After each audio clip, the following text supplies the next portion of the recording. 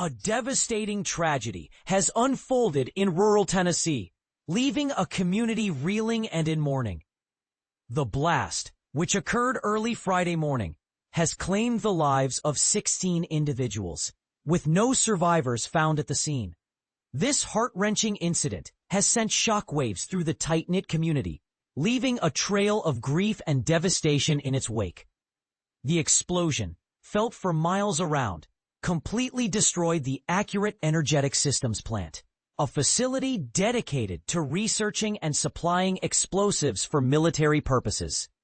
The aftermath is a haunting sight, with twisted metal, charred remains, and burned-out vehicles serving as a stark reminder of the event's magnitude.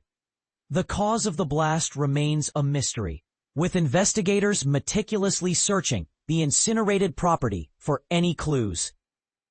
Humphreys County Sheriff Chris Davis, with a voice filled with emotion, addressed the media, asking for prayers for the victims' families.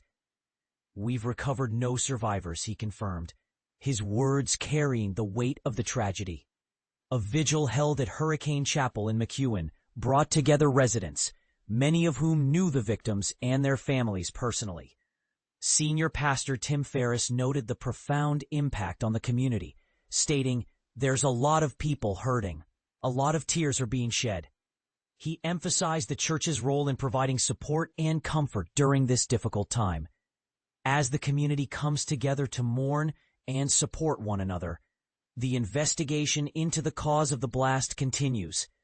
Authorities are working diligently to ensure the safety of the site, given the presence of volatile explosive materials. The process is slow and methodical, with approximately 300 responders on the ground. The site's location, nestled in a heavily wooded area between the Tennessee River and Nashville, adds to the sense of loss and tragedy.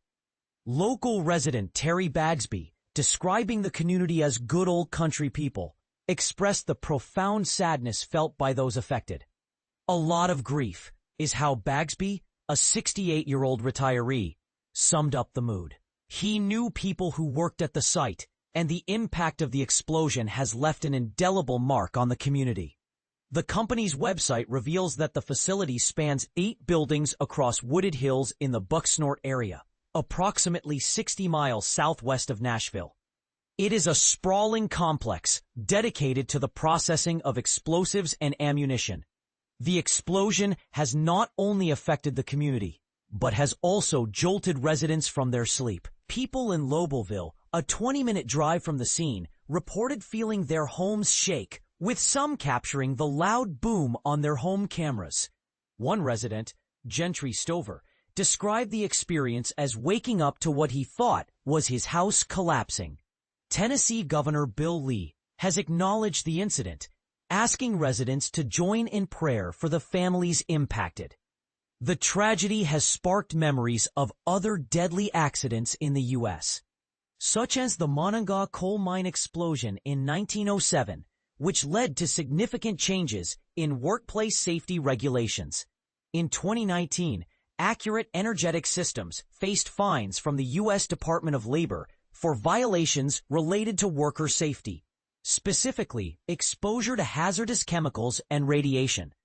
This incident serves as a reminder of the importance of workplace safety and the potential consequences when regulations are not strictly adhered to.